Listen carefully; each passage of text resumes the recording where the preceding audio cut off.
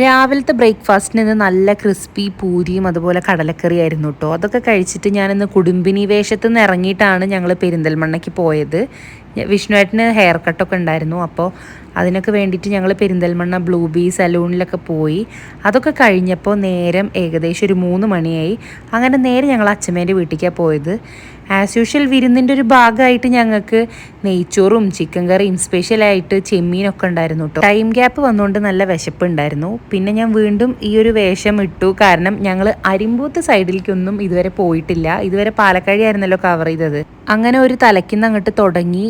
വൈകുന്നേരമായ കാരണം ഇങ്ങനെ സ്നാക്സ് വന്നുകൊണ്ടിരിക്കുകയായിരുന്നു. അങ്ങനെ മേഘയുടെ വീട്ടിലെത്തി. 2 ദിവസം കഴിഞ്ഞാൽ മേഘയുടെ കല്യാണമാണ്. നല്ല പൊലിവിലിരിക്കുകയായിരുന്നു മേഘ. അപ്പോൾ ഞങ്ങൾ ഇങ്ങനെ കണ്ട് സംസാരിച്ച് പിന്നെ അതൊക്കെ കഴിഞ്ഞ് ഞങ്ങൾ നീമല്യമ്മയുടെയും ഹരിവലിസിൻ്റെയും വീട്ടിൽ പോയി. ഇന്ന് അവരുടെ ആനിവേഴ്സറി ആയിരുന്നു കേട്ടോ. അപ്പോൾ ഞങ്ങളൊരു കേക്കൊക്കെ വാങ്ങിയിട്ടാണ് പോയത്.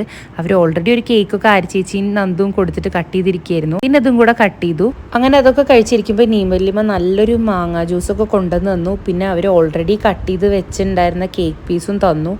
അതും കൂടി കഴിച്ചോട് കൂടിയിട്ട് വയറങ്ങോട്ട് നിറഞ്ഞു. പിന്നെ രാത്രിയായപ്പോൾ അച്ചമ്മ തേങ്ങാച്ചോറും ചിക്കൻ കറിയൊക്കെ സ്പെഷ്യലായി വീണ്ടും ഉണ്ടാക്കി.